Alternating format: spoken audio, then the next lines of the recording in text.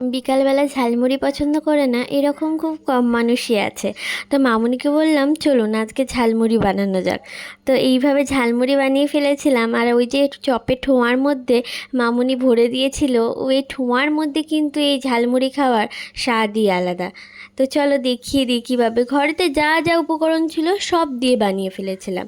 এর মধ্যে বাদাম দিয়ে দিয়েছিলাম, তারপর হলদিরামের ঝুরি ভাজার একটা প্যাকেট ছিল ওটাও দিয়ে দিয়েছিলাম। তারপরে এর মধ্যে দিয়ে দিয়েছিলাম চানাচুর। চানাচুর আর ঝুরি ভাজা ছাড়া কিন্তু এই ঝালমুড়ি একদম অসম্পূর্ণ। তারপর এই সবুজ সবুজ মটর দিয়ে দিয়েছিলাম। তারপর এর মধ্যে সামান্য তেল দিয়ে দিয়েছিলাম, একদম সামান্য সর্ষের তেল।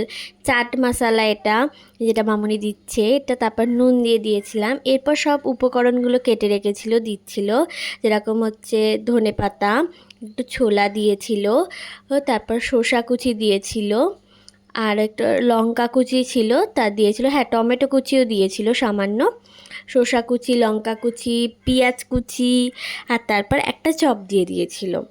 দিয়ে কিন্তু খুব ভালো করে মাখিয়ে ফেললেই রেডি আমাদের সন্ধেবেলার এরকম টেস্টি টেস্টি ঝালমুড়ি। কে কে তোমরা ঝালমুড়ি খেতে ভালোবাসো অবশ্যই আমাকে কমেন্টে জানিও। আর এইটা দেখে তো আবার আমার জিভে জল চলে আসে। মামুনিকে মনে হয় আবার বলতে হবে ঝালমুড়ি বানানো, আমি খাবো।